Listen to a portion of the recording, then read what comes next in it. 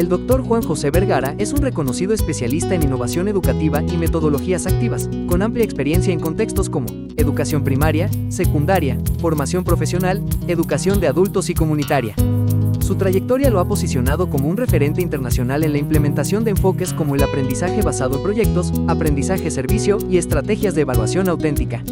Es presidente del Laboratorio de Innovación Educativa y cuenta con una sólida formación en pedagogía, complementada con posgrados en gestión y dirección de centros educativos, animación sociocultural y educación de adultos.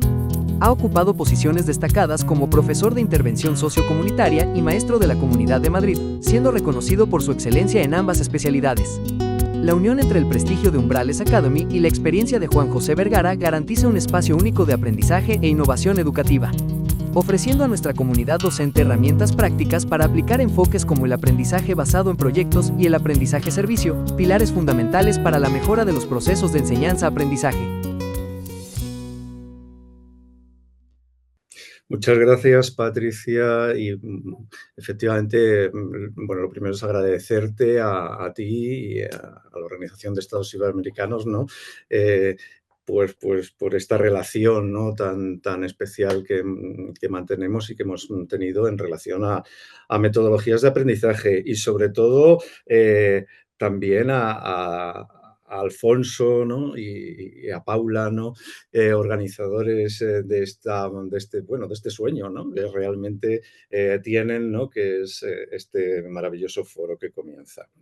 Em, yo intervendré mañana, hablando más específicamente de aprendizaje basado en proyectos.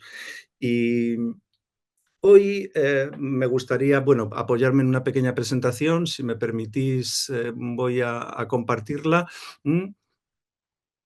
Y espero, ahora se me verá a mí. Y sí me gustaría, bueno, a lo largo de estos días, de este foro tan estupendo, pues claro, de lo que se va a hablar fundamentalmente es de cómo funciona este órgano que os estoy enseñando en pantalla, ¿no? Bien, pues efectivamente yo creo que la neurociencia está haciendo mucho en relación a explicar cómo, cómo aprendemos. Y esta es una pregunta fundamental. Y es una pregunta a la que grandes expertos, sin duda, pues vamos a poder escuchar a lo largo de estas próximas horas, ¿no? y días. A mí me he permitido el lujo puesto que estos expertos van a hablar de una manera tan elocuente sobre este asunto, de dedicar mi pequeña intervención, ¿no? Pues al qué. Al qué aprendemos. Eh, que yo creo que es un elemento también fundamental, ¿no? O dicho de otra manera, ¿por qué? ¿Por qué aprendemos? ¿Para qué? ¿Para qué sirve esto que aprendemos? ¿Para qué sirve al alumnado esto que aprendemos, ¿no? Entonces yo creo que son las dos de las preguntas fundamentales, no las únicas que tienen que hacerse los docentes como os invitaré a hacernos ahora, pero sí algunas que son fundamentales, ¿no? Desde luego, no creo, hay gente que se obsesiona en que sean contradictorias, ¿no? Y yo no veo por qué. Yo creo que es fundamental. Los docentes estamos muy interesados en saber cómo funciona el cerebro y cómo se produce este fenómeno tan interesante de aprender. Eh, pero no es la única pregunta que se hacen. No es la única pregunta que tenemos que hacernos cuando entramos en nuestras clases.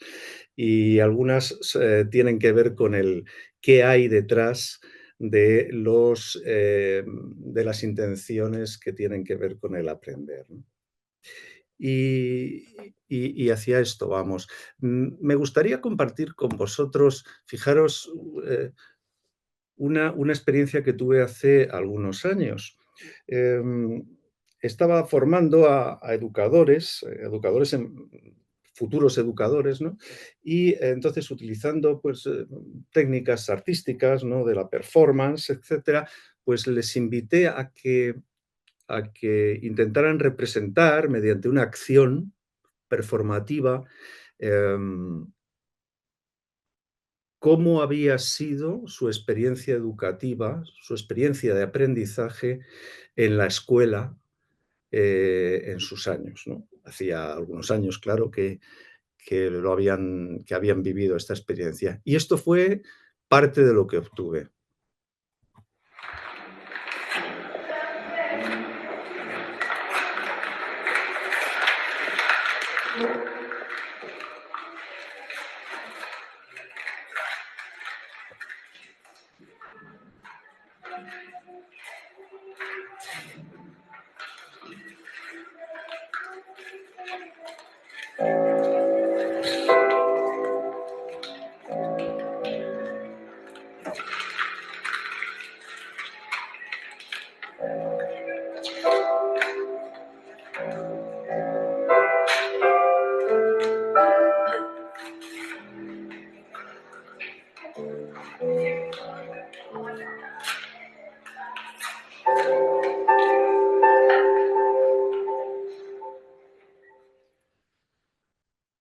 Bueno, sinceramente yo me quedé realmente impactado al ver estas imágenes. De repente digo, bueno, ¿y qué es lo que ha pasado? Pues aquí, pues efectivamente, que ellos habían entendido que la enseñanza tradicional, ¿no? Porque hacía ya algunos años en los que ellos habían vivido esta experiencia como niños y niñas, pues era una experiencia centrada en la devolución de contenidos, ¿no?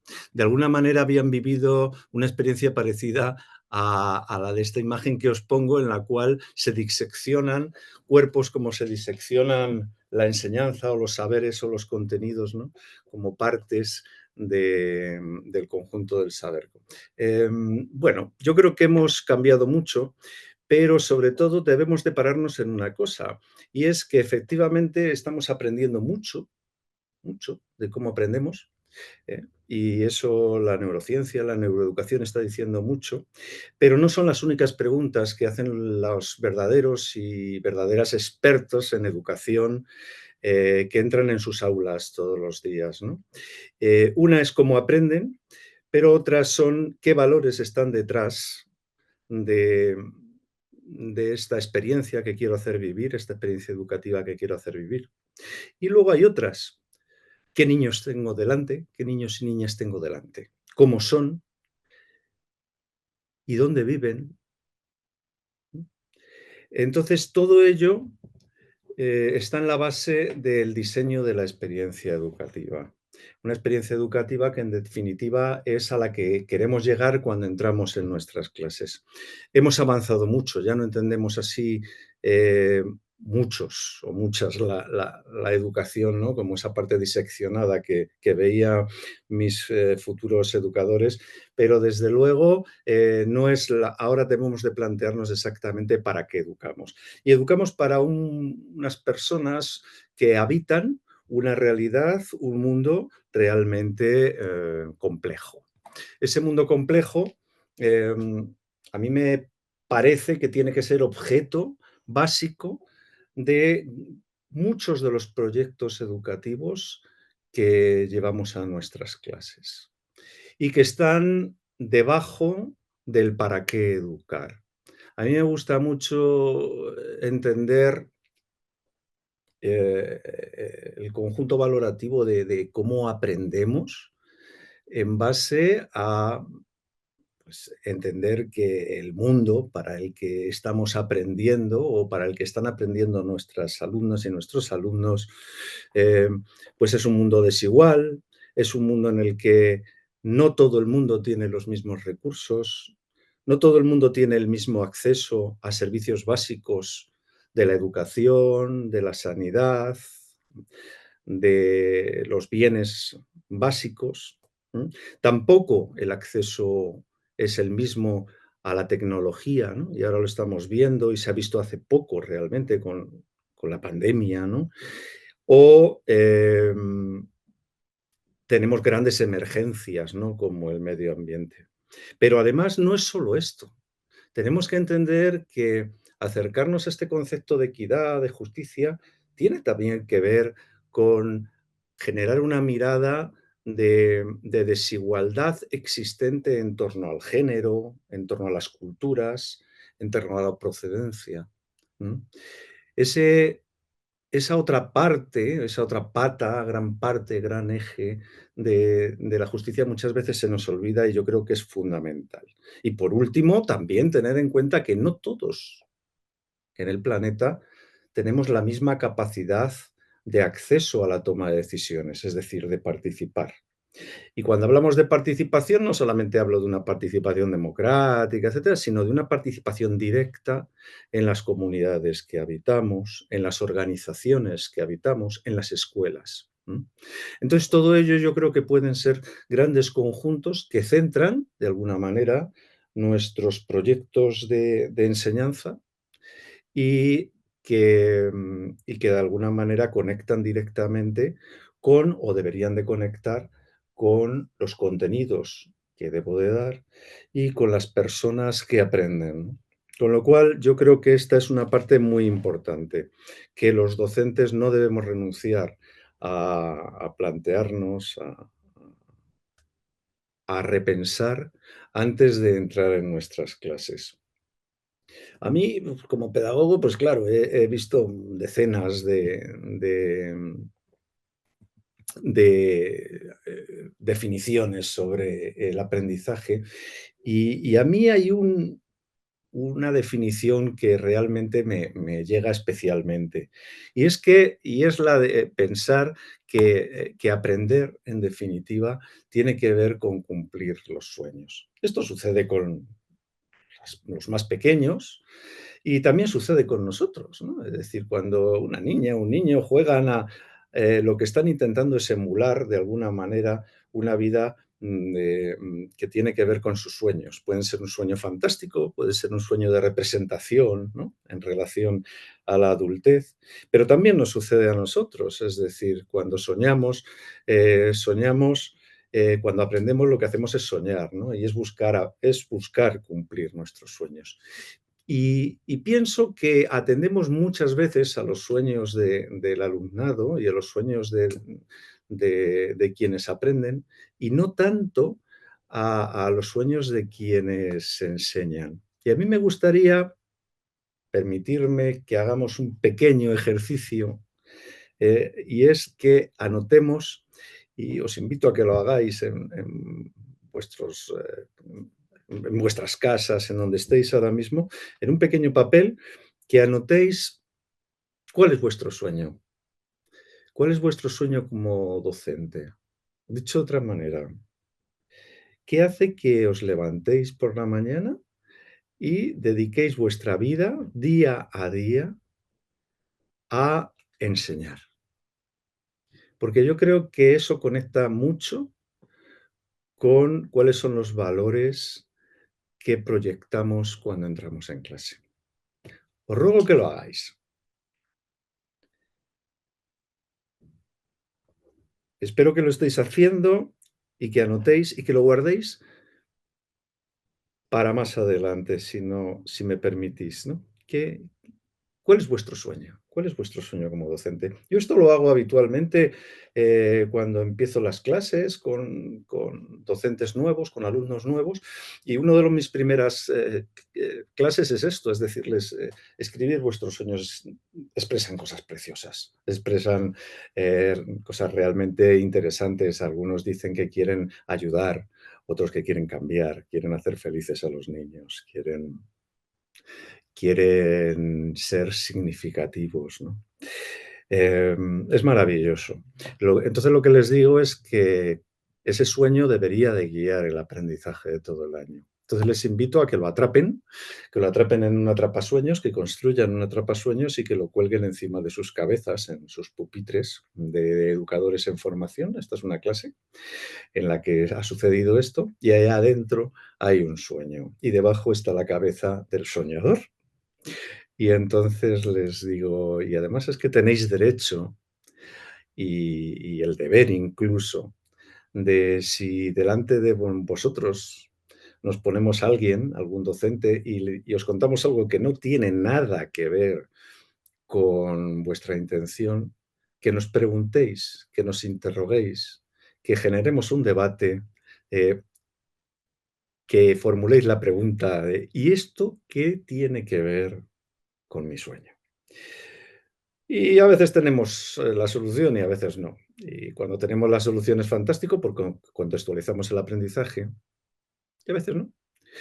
Pero generamos un debate que nos lleva a entender que los contenidos muchas veces que estamos dando no tienen que ver realmente con las necesidades de aprendizaje del alumnado y otras veces con que debemos reformularlo y reconectarlo, ¿no? Y entonces esto es muy interesante. Y en una de estas, uno de los sueños que descubrí en el alumnado era que las clases no eran realmente como entendían el mejor espacio para aprender. Y entonces empezamos a pensar. Y lo primero que empezamos a pensar fue entender que, bueno, pues este espacio había que cambiarlo. Hicimos diseños, quedamos unos días, un par de días en el aula, cogimos pintura en función de estos diseños y empezamos a pintar el aula, el alumnado y yo. Eran alumnos, como veis, no muy jovencitos, ¿no?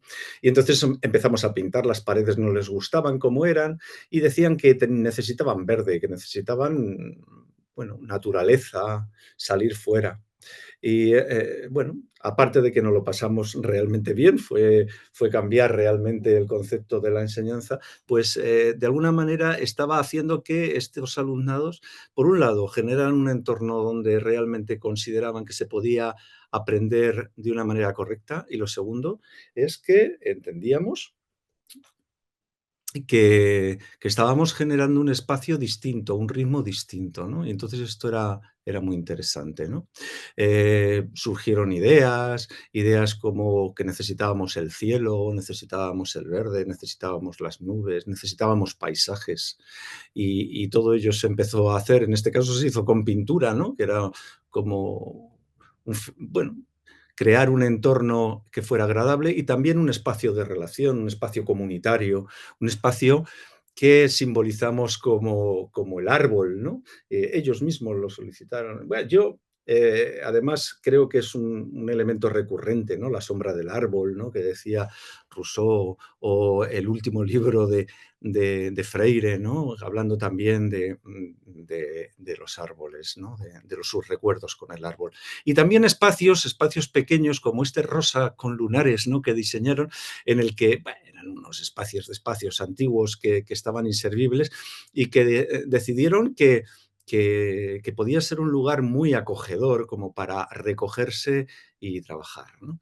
Y entonces así fuimos. También los armarios, que eran de metal, decidieron que deberían de ser espacios donde pintar y lo convirtieron en pizarras. Se generaron 3 espacios que tenían que ver con la rutina más conocida del aprendizaje basado en proyectos, ¿no? Y se intentó descentralizar, o ellos decían que había que descentralizar las áreas de poder. Entonces desapareció la pizarra, por supuesto, se convirtió en estos armarios, ¿no? Pintados con pintura en los que se podía pintar con tizas. Un trozo, una mancha blanca en la pared servía para proyectar y desapareció la mesa del docente. A cambio de ello se generaron espacios de equipo en los cuales bueno, pues el alumnado tenía ocasión de hacer lo que le apetecía realmente, que era poder mirarse y mirar a los ojos de los del lado, uno de los ejercicios más interesantes, ¿no?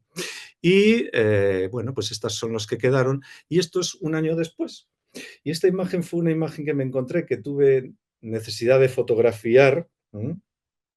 Y la tuve necesidad de fotografiar porque de repente ahí parece que están hablando, pero realmente están trabajando, estaban preparando un trabajo. Entonces, en vez de sentarse en sillas, en mesas, habían cogido portátiles, habían cogido teléfonos y se habían sentado con cojines, ¿no? Que llevamos también cojines porque decían, cada uno llevó sus propios cojines, ¿no? Porque decían que era un sitio, les apetecía más que las sillas, y pusieron unas cortinas y estaban preparando un trabajo. Ahí sí estaban generando un espacio de aprendizaje interesante. Esto fue realmente muy potente, y ahí es donde yo descubrí que realmente había que reconceptualizar el concepto del espacio del aprendizaje. Esto me ha llevado a lo largo de los distintos proyectos a generar espacios de aprendizaje muy distintos, entre ellos a viajar. Querría mostraros un ejemplo o algunos ejemplos. Uno de ellos, el primero en vídeo, un pequeño vídeo de 20 segundos, no más, que no es más que el tráiler que hicieron de un documental que grabaron en un espacio distinto de aprendizaje, en este caso en Marruecos, en el Atlas marroquí, trabajando con comunidades en la cual los educadores llevar un grupo de futuros educadores allí a que desarrollen actividades en terreno y a que vivan 24 horas al día durante pues, una semana o 10 días, día, hora, día, su futura profesión. Previo a esto, por supuesto, se realiza todo un proyecto con todas las fases de recogidas de información, de generación de preguntas, etcétera, etcétera, y ellos llegan y llevan preparadísimas las actividades que tienen que ver con grandes ejes temáticos como el medio ambiente, las basuras, la familia, la igualdad, etcétera, etcétera, pero que cuando llegan allí probablemente se encuentran con que no hacen nada de aquello. Y es que efectivamente no hacen nada de aquello porque realmente descubren que la realidad que están descubriendo es totalmente distinta. Y mi objetivo, que es abrirles los ojos, si sucede. Os muestro estas imágenes.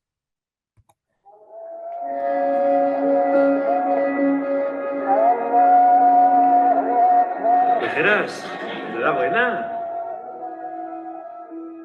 Sabéis que vamos dos centros. Por un lado vamos a nivel educativo, por otro lado vamos a ver cómo se desarrolla todo esto. El péndulo de IFOLU es un proyecto en el que participan alumnos de aquí del barrio de Bilbao todos los años. Más que para ir allí a ayudar, es para un aprendizaje nuestro como educadores. Todo lo que llevábamos preparado al final se convierte en otra cosa distinta.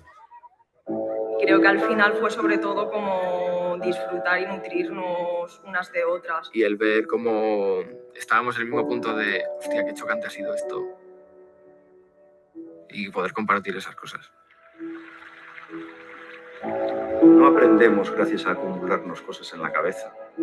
Como se aprende es viviéndolo, y para vivirlo hace falta construir una historia.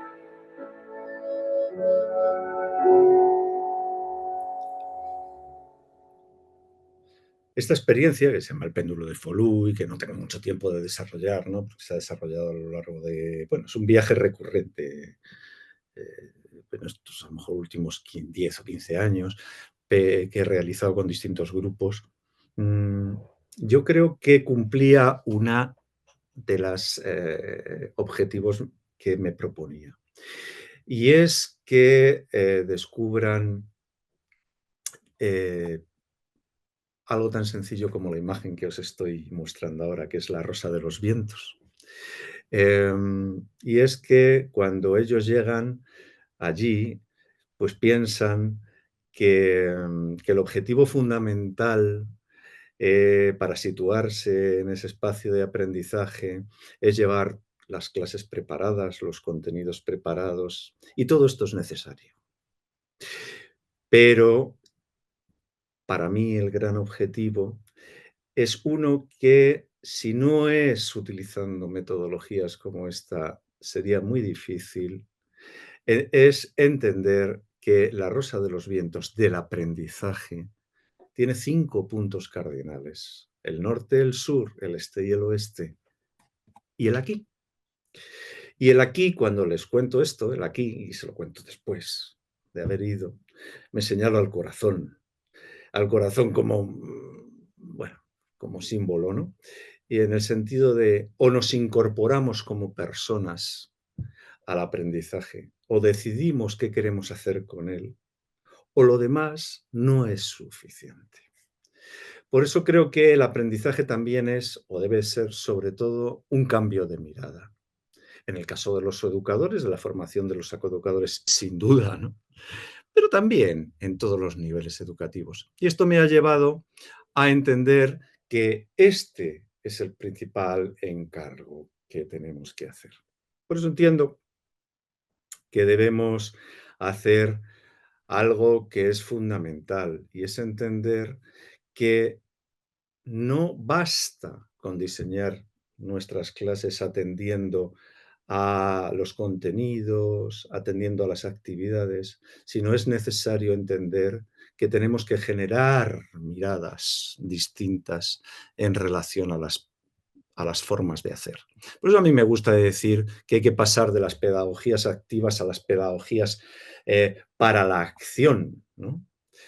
Y cuando hablamos de pedagogías para la acción, hablo de entender que lo primero que debemos hacer a la hora de diseñar nuestro aprendizaje, por supuesto basado en proyectos, ¿no? Es decir, que tenga un carácter narrativo, de esto tendremos ocasión de hablar mañana más despacio, pero entender sobre todo que es una forma de atender, de tender una mirada a los que tenemos delante, de generar miradas distintas, de generar miradas a las personas, a las comunidades, a cómo aprenden, a qué necesitan aprender y a qué quiero yo dedicar mi esfuerzo como docente. Y esto me ha llevado, por supuesto, a generar el viaje como gran herramienta, ¿no? El viaje que a veces es un viaje más lejano, otras veces más cercano y a veces interior, ¿no? Viajes que invitaban a compartir, pues, por ejemplo, en India, como es la imagen que os estoy poniendo, en escuelas que se generan bajo la sombra de árboles, ¿no? Como este proyecto tan bonito, ¿no? que existe en zonas de ladrilleras, en la India, en Marruecos, como os he contado, ¿no? En donde los espacios de aprendizaje pueden cambiar de una manera importante y realmente lo que estamos generando son situaciones de verdad de aprendizajes, ¿no? O más cercanos, como ciudades cercanas. Esto es una ciudad española, de Málaga, ¿no? No relativamente cercana. A veces espacios comprometidos con las personas, espacios de acogida como este que os estoy mostrando, donde se acogen a personas bueno, pues con necesidades muy especiales en relación a distintas enfermedades mentales, a dependencias, etcétera, ¿no? O medios de comunicación, redes sociales, podcasts, radios comunitarias, como es el caso de esta Onda Color, ¿no?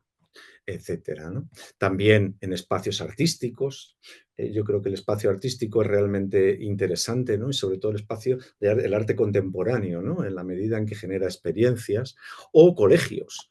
Colegios llevándolos a través del trabajo con expresiones artísticas en las cuales educadoras o educadores generan herramientas performativas, escénicas, etcétera, que luego nos permiten trabajar con el alumnado, ¿no?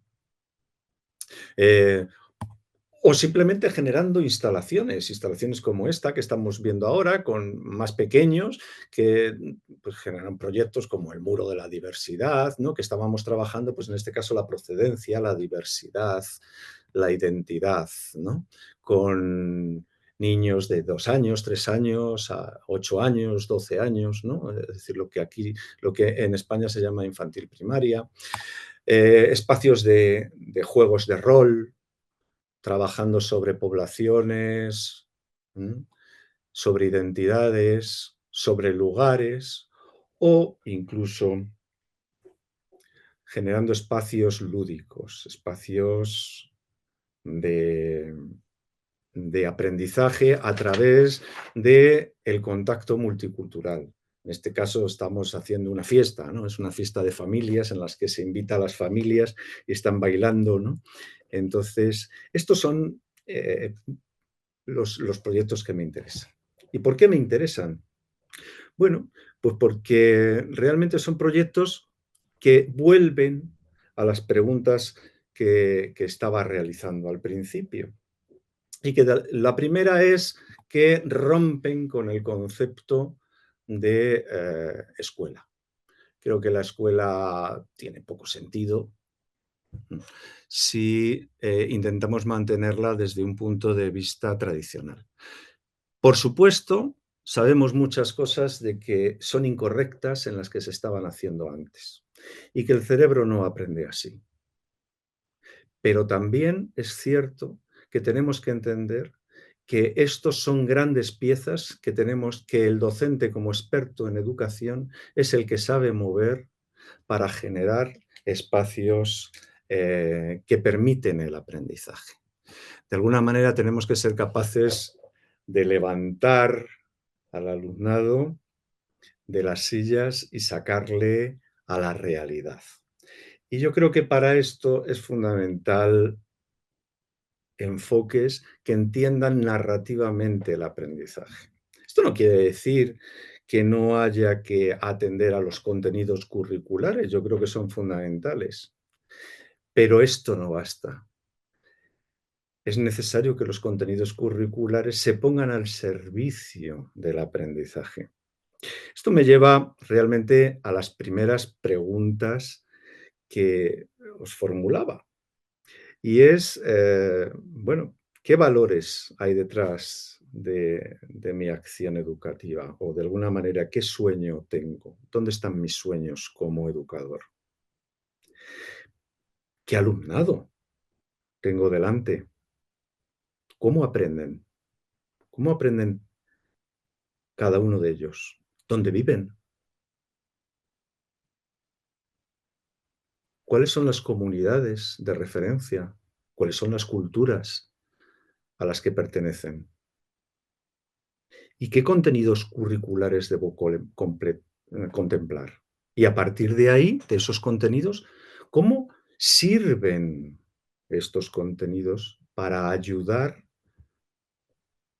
a que los alumnos comprendan mejor su realidad, la realidad que tienen delante? Este es el gran desafío. Formulando solamente los contenidos, no tenemos el diseño de la experiencia de aprendizaje de las clases.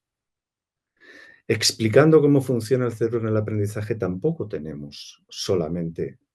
¿No? Necesitamos una visión holística, una visión estratégica, una visión de experto y de experta en el aula, como es la que generan los docentes, para llevarlo a una realidad que es la que realmente a mí me parece más interesante. ¿Cómo provoco la aventura de aprender en todo ello? Yo creo que esta es el gran desafío, y este es el gran desafío sobre el que me gustaría parar un momento. Evidentemente, a lo largo de las próximas horas, a lo largo de los próximos momentos, vamos a aprender muchas cosas en relación a cómo aprende el cerebro. Y esto es muy importante. Y no tiene por qué ser contradictorio, ¿no?, con la idea fundamental de para qué necesitamos o necesitan hoy en día aprender nuestros alumnos. Y recordemos que el mundo que habita nuestro alumnado no es un mundo neutro, no es un mundo equitativo, no es un mundo que no merezca la pena ser intervenido y actuado. Entonces, yo creo que en este sentido hay que entender que es la realidad, fundamentalmente, la que genera espacios en los cuales podemos realmente diseñar o llevar a la práctica nuestros espacios de aprendizaje. Porque sí que es verdad que posiblemente,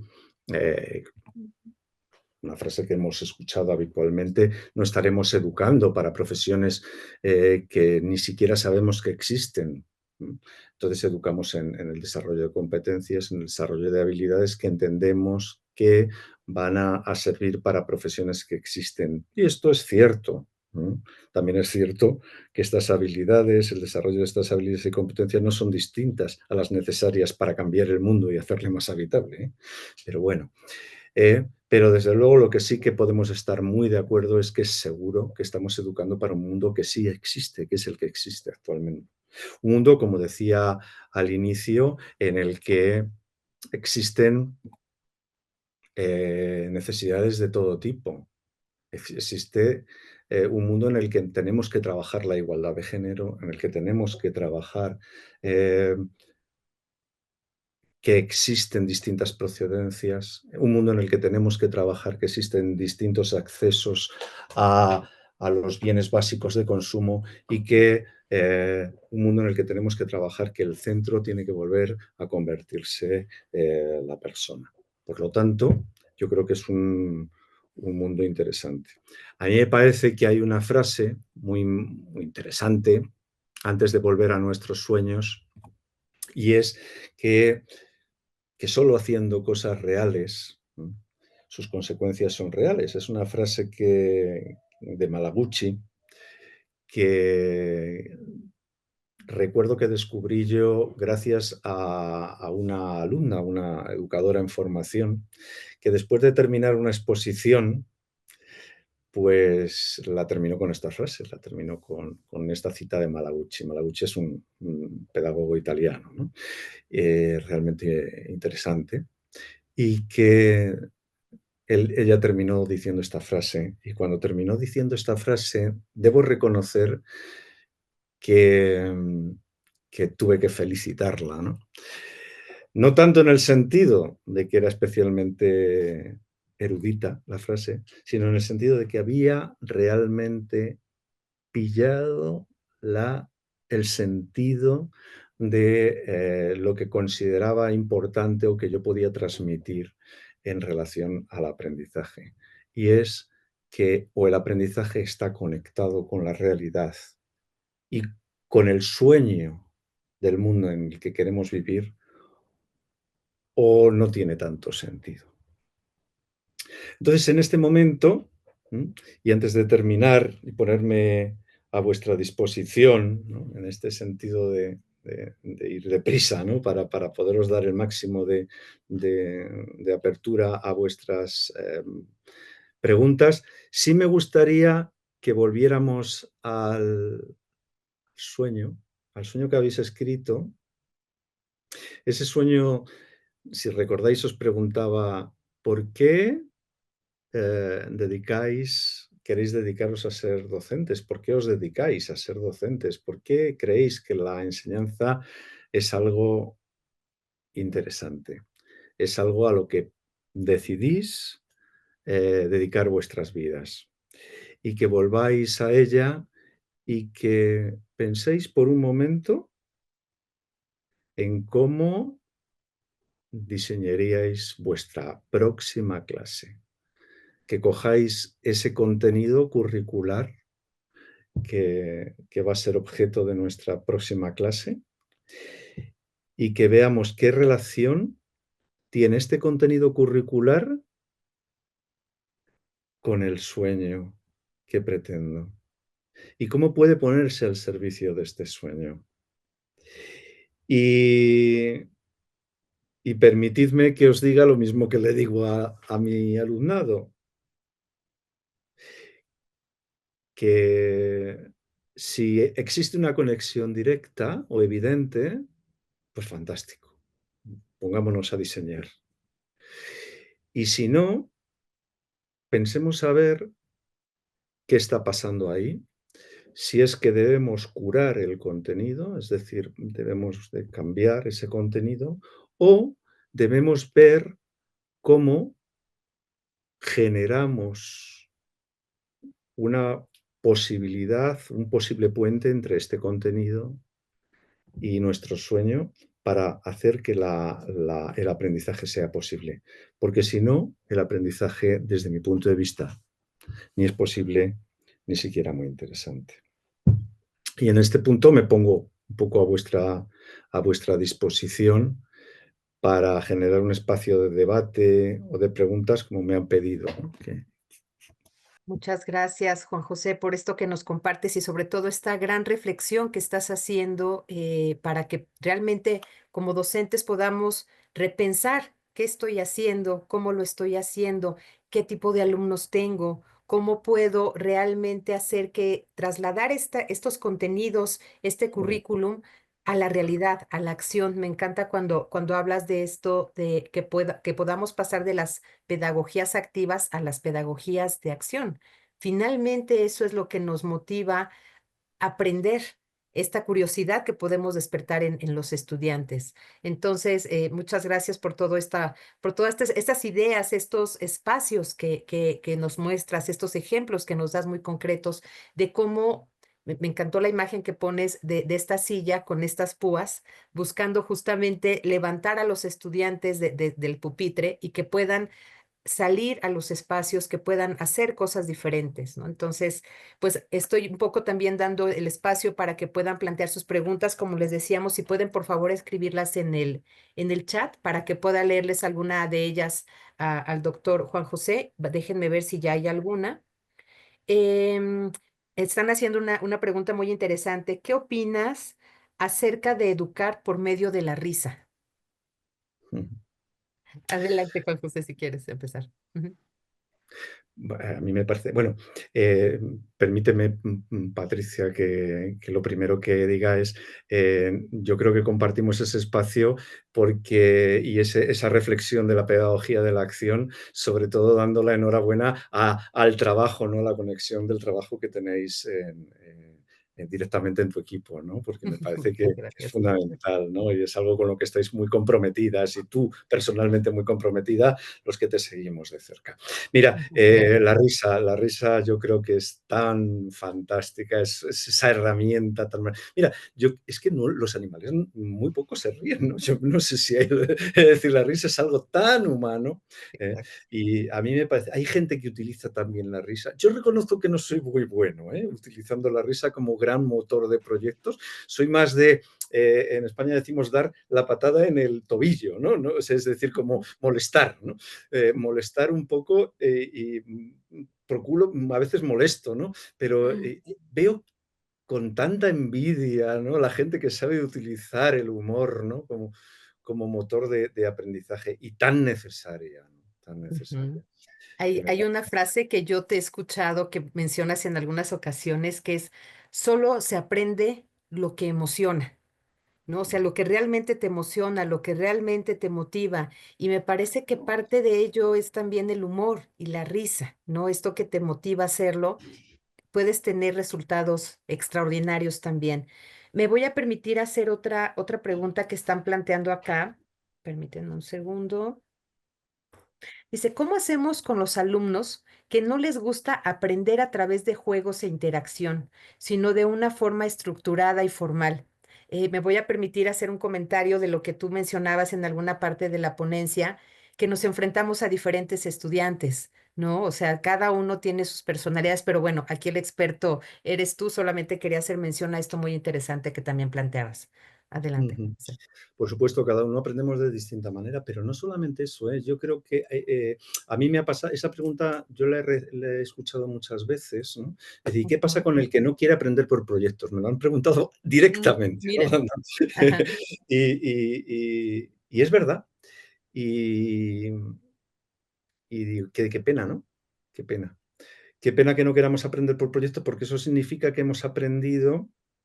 Y primero, un proyecto no tiene por qué dejar de ser estructurado. El juego puede ser muy estructurado. Claro. Otra cosa es que haya, a mí me pueden gustar determinados juegos y otros juegos no, ¿no? A lo mejor hay juegos que me gustan que son más estructurados y otros menos desestructurados, ¿no? Entonces esto es lógico, habrá proyectos que me gustan más, me gustan menos, eso sí es cierto.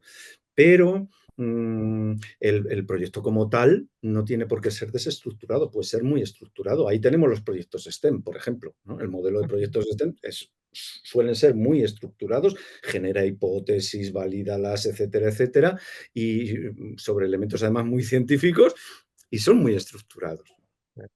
Entonces, o pueden ser muy desestructurados. Por ejemplo, yo qué sé, pues aquellos, alguno que os mostraba, ¿no? El de género mujer, que os mostraba sobre, pues si hubiera tenido ocasión de contaros ese proyecto que realmente se genera sobre partes concretas, ¿no? Y se genera ahí una obra escénica, performativa, ¿no? Que habéis visto ahí probablemente con máscaras, ¿no?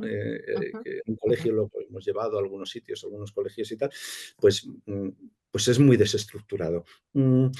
¿Qué pasa con el alumnado que no quiere? Bueno, a mí solo hay una cosa que me preocupa de esto, y es que no quiera porque realmente lo que esté escuchando es que esto no es aprender. Ujú. Eso sí me preocupa. Que una persona cuando aprende pida que sea más estructurada o menos desestructurada tiene que ver con algo que Patricia has dicho muy correctamente, es decir, cada uno aprendemos siguiendo ritmos Ujú, y modelos distintos y maneras de aprender distintas. Eso no es importante, eso está muy bien. ujú.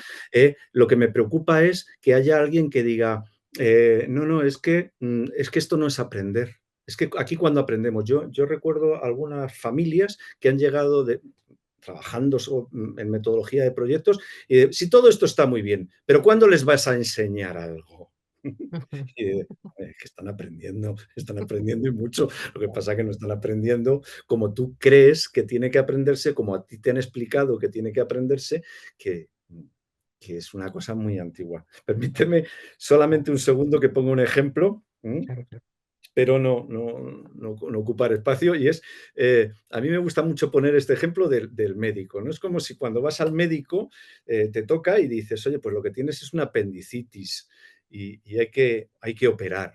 Y entonces dices, ay, Dios mío, no, por favor. Y entonces, no se preocupe, te dice el médico, porque ahora hacemos una pequeña incisión y por esa incisión metemos un tubito y, en fin, y te operamos y va a ser mínimo. Y entonces tú le dijeras, no. A mí me abre de arriba a abajo todo el cuerpo como toda vida. Entonces, claro, hombre, ya no sé, la medicina no es la misma y tal. Bueno, ¿por qué nos obsesionamos en pensar en que la educación es igual? Claro. ¿Por pues, entonces eso sí me preocuparía, ¿no? Que alguien dijera, no están aprendiendo porque están trabajando en una manera de entender el aprendizaje como centrado en proyectos. Eso sí me preocupa. Ahora, que lo quieran más organizado o menos organizado, etcétera. Y además yo creo que hay que dar libertad para ello, Perfecto. Ya es de acuerdo al estilo también del docente, ¿cierto? Mucho. sin duda. Otra pregunta que estaba viendo y quiero concentrarla de una manera diferente a como la están planteando, porque se está repitiendo esta pregunta, la tecnología. ¿Cómo podemos incorporarla? De hecho, hay alguien que dice, ¿cómo podemos desconectar a los estudiantes a los alumnos de la tecnología para adentrarlos en el interés de la materia? Conexión, desconexión. ¿Tú qué opinas en relación a ello y cómo podemos involucrarlo en nuestros proyectos? Esto se está hablando ahora mucho, más como está tan de moda ahora con todo el gran debate sobre la inteligencia artificial, ¿verdad? Pues Ujú, estamos casi muy sumergidos en ello. A mí me gusta entender que la tecnología realmente lo único que ha hecho ha sido cambiar el escenario en el que habitamos. ujú, Y es un escenario que tiene unas características. Es decir, yo recuerdo que, acordaros de del libro aquel, ¿no? Que decía la galaxia Gutenberg, ¿no? Es decir, entonces que decía McLuhan, no, es que Gutenberg con la imprenta lo que hizo fue cambiar la manera de entender la realidad, ¿no? Es decir, vamos generando espacios.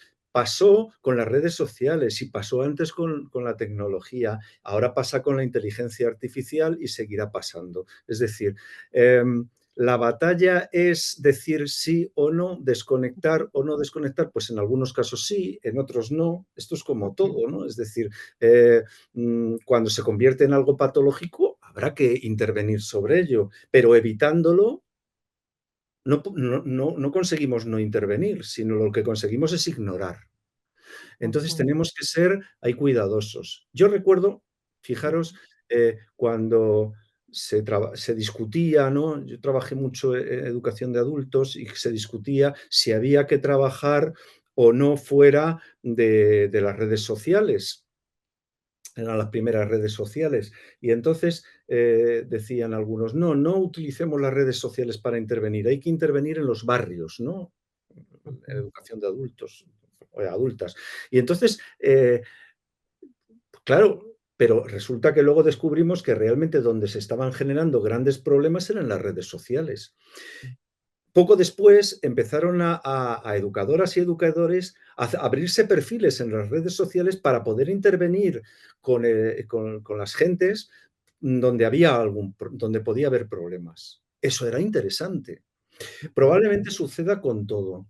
Entonces, yo creo que los contenidos, lo que no puede ser es que sean el enemigo de las redes o las redes el enemigo de los contenidos. Lo que tenemos que hacer es ver la manera de cómo generamos puentes, ¿verdad? Porque si no, entramos en una pelea en la que no tiene ningún sentido y además ninguno vamos a ganar, ¿eh?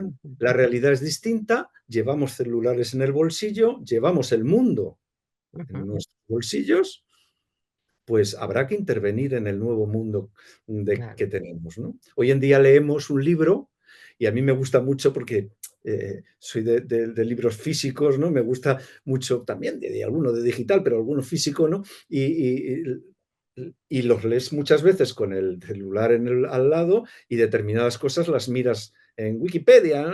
Y vas mirando informaciones. Todo eso antes te llevaría un montón de tiempo. Claro. Entonces, ahora, cuando eso está generando problemas de lectoescritura, etcétera, etcétera, ahí sí hay que intervenir. Entonces yo creo que lo que hay que hacer es ser cuidadoso, ir despacito, no decir que no a nada, entender que el mundo va cambiando, que la realidad del aprendizaje va cambiando y a partir de Ujú. ahí hacemos lo que podemos, ¿verdad? ¿Tú qué Ujú. opinas, Patricia? Yo creo que esto desde Completamente. tu organización lo tenéis muy reflexionado. Completamente de acuerdo. Y algo que mencionabas hace un momento que me hace muchísimo sentido con esto que dices ahora es educar para el mundo que estamos viviendo en este momento. Y el mundo que estamos teniendo en este momento es justamente todo lo tecnológico, todas las redes sociales. Y es muy importante educar también para eso.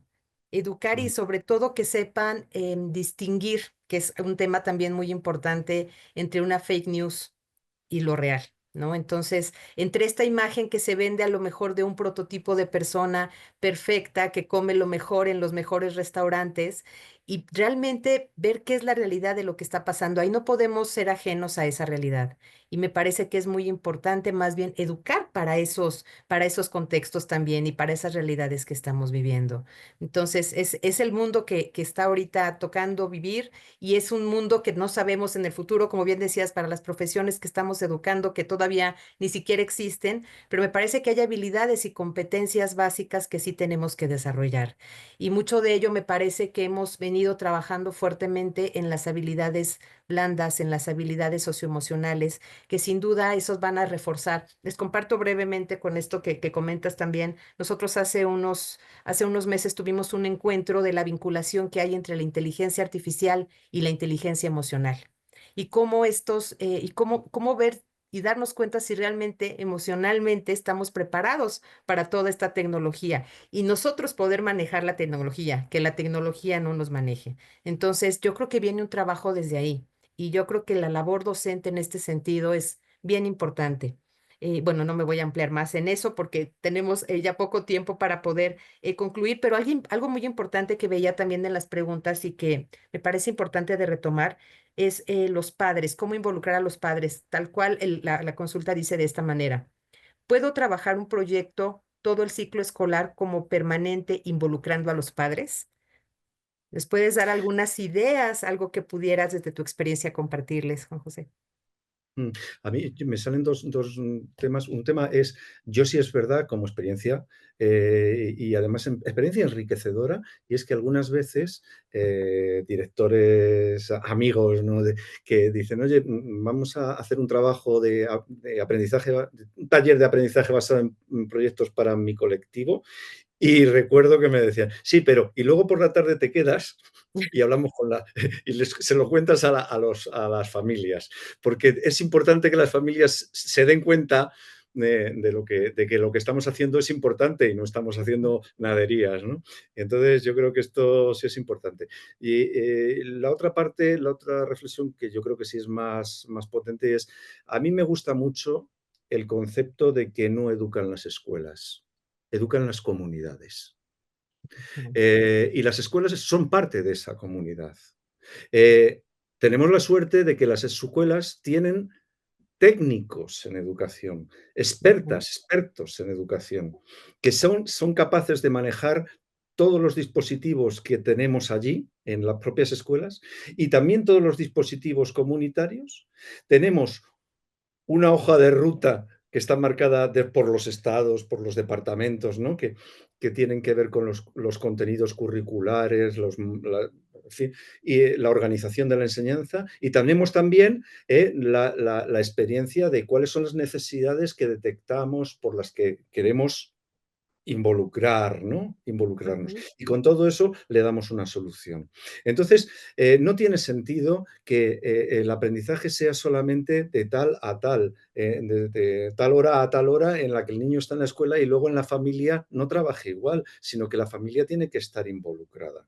Eso no quiere decir que sea la familia el que haga el trabajito, ¿no? Que eso también me he encontrado alguna vez y eso es muy divertido, ¿no? Es que ¿vas a trabajar por proyectos? Es que eso da un trabajo, me da un trabajo, me dicen algunas padres y algunas madres. Pues no, no se trata de eso. Se trata de involucrar al alumnado. Por ejemplo, qué bonito sería que podamos aprender matemáticas, podamos hacer gráficos, podamos representaciones gráficas, podamos aprender muchas cosas. mm, por ejemplo, utilizando las facturas de la luz, del teléfono, ¿no? de la compra de alimentos de las familias. Y no solamente que te las traigas, sino podemos trabajarlas en casa. ¿Y qué propuestas podrías dar para ahorrar algo más de dinero o mejorar? ¿O qué alimentos hay en tu nevera que podrían ser desechables? ¿O qué proteínas faltan o qué no faltan? Y háblalo con la familia, traeros una propuesta conjunta. ¿Qué está pasando ahí? Que el chaval está aprendiendo contenidos curriculares, pero a su vez la familia se está involucrando directamente en el aprendizaje, no solamente de sus chicos, sino además en el desarrollo real Claro, de sus necesidades como unidad familiar en este caso, ¿no? Entonces yo creo que es claro. fundamental. Y ejemplos de esos vimos, por ejemplo, en la pandemia, fue muy, muy marcado cuando los niños se empezaron a meter a la cocina con los papás, ¿no? En fracciones, o sea, tres cuartos de, un medio de. Realmente estas actividades de la vida cotidiana, de la realidad, del mundo real que tanto remarcaste en tu presentación, me parece que es muy importante y es como desde esa perspectiva donde los padres de familia pueden aportar mucho. Perdón, creo que hay un micro que está abierto. Si nos ayudan, por favor, a cerrarlo. Y las manitas que tenemos levantadas, despediríamos. Si nos pueden escribir sus preguntas para poder atender las mayor preguntas posibles. Se los agradecemos mucho. Fíjate que otra pregunta, voy a hacer a lo mejor unas dos, tres preguntas más, son las 9:01. Sabemos que ahorita algunos de ustedes van a salir, nos comentaban que algunos salen, pero vamos a quedarnos un momentito más solamente para aprovechar toda la experiencia de Juan José. Y lo que me están preguntando es sobre los niños pequeños. Dice, niños pequeños, ¿cómo se aplica esto? ¿A base de la exploración? O sea, yo creo que sí es, dependiendo evidentemente del nivel educativo, de la edad que tengan los estudiantes, vamos a hacer algún tipo de adaptación. Y aquí plantean concretamente si sería en los pequeños a base de exploración. Si nos puedes ampliar un poquito más esto, Juan José. Eh, yo, desde luego, es una cosa que suelo decir, sobre todo cuando trabajo con gentes que dan clase a chicos más mayores, es tenemos que infantilizar la educación. ¿Y esto qué significa? Pues que tenemos que aprender tanto de las metodologías de gentes de infantil para prolongarlas a lo largo. Es decir, hay tecnologías en educación infantil que están muy conectadas con esta manera que yo he intentado explicar. Es decir, cuando las gentes de educación infantil reciben a los pequeños y hacen una asamblea diaria o hacen una evaluación haciendo asamblea, es maravilloso. ¿Por qué esto se pierde? Si es fantástico. El juego simbólico. ¿Por qué perdemos el juego simbólico? El juego Ujú, simbólico es un elemento muy interesante. Yo he utilizado muchísimo juego de rol, que es el juego simbólico, ¿no? En definitiva, ujú, con alumnado de 18, 20, 25 años, perfectamente, y funcionan fenomenal. Entonces, esto es lo mismo que estamos haciendo cuando trabajamos por rincones en educación infantil, ¿no? Que estamos dejando que los chavales trabajen y exploren colaborativamente en función de una serie de materiales. Están haciendo juegos simbólicos, ¿no? O La experimentación, claro, pues el cesto de los tesoros, ¿no? Es decir, cuando trabajamos con niños de 18 meses o 10, 12 meses y les dejamos que exploren en un canasto, en un cesto, distintos materiales con distintos objetos y los exploren pues con la boca muchas veces, etcétera, etcétera, están explorando. Lo mismo está sucediendo cuando nosotros generamos situaciones de exploración en alumnado más mayor, ¿no? Entonces yo creo que en definitiva lo único que tenemos que es, efectivamente, como muy bien dices Patricia, es ir haciendo adaptaciones en función de la edad. No podemos decir, no van a jugar a cocinitas los niños y las niñas Claro. de 15 años, ni los niños menores a lo mejor me los puedo llevar al Atlas, ¿no? De marroquí, porque de repente, oye, pues ahí me pueden surgir problemas médicos o tal. Es decir, Claro. hay que hacer adaptaciones, pero en definitiva estamos haciendo lo mismo, es decir, generar experiencias de aprendizaje con las cuales el chaval, la persona que aprende, se hace preguntas, busca la manera de responderlas y con ello genera productos o acciones concretas que redundan en lo que habita, que es su Claro. comunidad, no su realidad concreta, ¿verdad? Completamente, completamente de acuerdo. Fíjate que ahorita hablando de estas experiencias de comunidades, nos están preguntando sobre la experiencia de Marruecos que nos presentabas hace un momento. Dice, ¿los jóvenes tienen continuidad o seguimiento después de las visitas a esas comunidades? Dice, acá también cuando llevamos a jóvenes a comunidades rurales se emocionan, pero después no se vuelve a retomar dicha experiencia. ¿Puedes darnos alguna pista al respecto? Pues que comparto esa realidad muchísimo, es cierto, es una de las grandes frustraciones. Es decir, hay gentes que sí, ¿no? Evidentemente, hay gentes que siguen, Ujú, pues luego terminan colaborando con ellos, buscan otros sistemas, otros modelos. O sea, hay gentes que sí, pero hay gentes que no. Y ujú. es como una gran frustración, ¿no? Y decir, pues es que es la realidad, pues es verdad, a veces llevamos a comunidades concretas o realidades concretas que queremos y se emocionan, lo viven mucho, pero luego desconectan mucho. Mira, yo hay una experiencia, si me gustaría, yo recuerdo que una alumna que...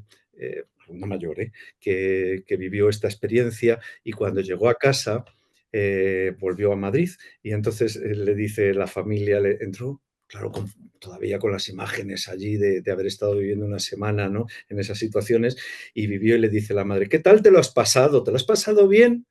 Y entonces dice la alumna que les dijo, dice, mamá, es que yo no he ido allí a pasármelo bien. Dice, entonces me metí en la habitación, miré a mi alrededor y me di cuenta de la cantidad de cosas que me sobraban. Luego, ¿eso tuvo continuidad? No lo sé, pero desde luego mi esperanza es que esa reflexión, esa mirada, le forme como persona, ¿no? Eso es lo que yo puedo hacer, ¿no? Y es lo que podemos hacer, ¿no? Magos no somos ni magas, ¿no? Claro, pero son pequeñas semillas que quedan ahí y quedan muy profundas, porque es lo que estás viviendo y lo que estás experimentando y lo que te provoca Ojalá, una emoción finalmente, ¿no? ojalá. Sí. Fíjate que nos están preguntando sobre el tema de cómo forzar la voluntad de aprender. Te la planteo como lo menciona. Dice, muchas gracias, doctor, por compartir su conocimiento. Me gustaría conocer su opinión respecto de la idea de cómo el alumno aprende solo lo que le interesa y que no se le puede forzar, no se puede forzar la voluntad para que aprendan lo que no quieren. Interesante pregunta. ¿Qué opinas?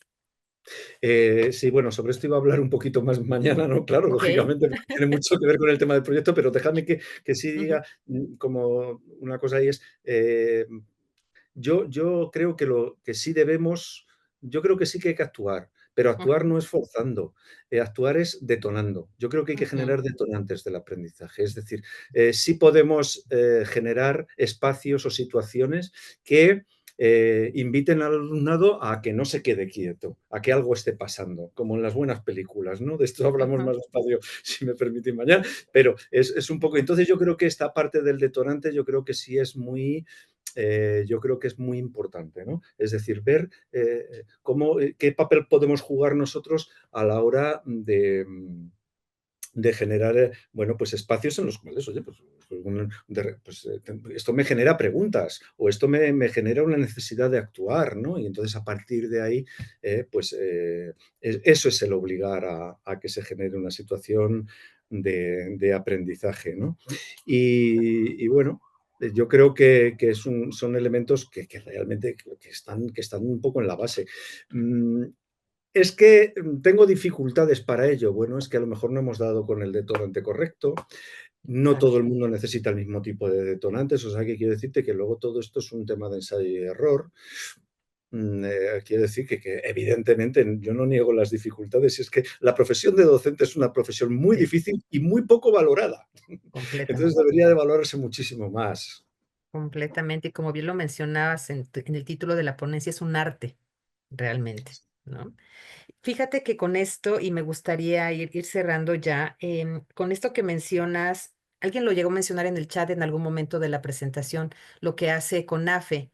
CONAFE tiene esta red de tutorías de aprendizaje que es muy interesante porque justo en eso se basa, en que los estudiantes em, piden sobre qué quieren que se les haga esa tutoría. Ellos deciden qué es lo que quiere aprender y créanme que los que no lo conocen mucho, ha funcionado muchísimo, pero además es de un catálogo que van teniendo de esos aprendizajes y evidentemente este catálogo de aprendizajes que se pueden dar tiene que estar o podría estar basado concretamente en el currículo, ¿no? Entonces, nosotros podemos con esta parte que decías de motivar al estudiante, de incentivar su curiosidad, ¿no? Yo creo que es mucho de este trabajo y mucha de la labor que tiene que hacer también el docente. Pero bueno, me parece que el tiempo ahora sí ya se nos ha agotado. Te agradecemos muchísimo, Juan José, todo lo que nos has compartido y esta inspiración que yo me permitiría resumirlo en esta palabra, todas estas ideas inspiradoras que nos das y que se puede implementar en el aula. Y pues bueno, mañana nos veremos igual a las 8 de la mañana para que puedan traer los docentes y los participantes de este foro su tarea y podamos ver esta segunda parte tan interesante. Pues gracias, gracias Juan José, y pues mañana nos vemos por acá. Un gran abrazo y muchas gracias, Patricia. Gracias.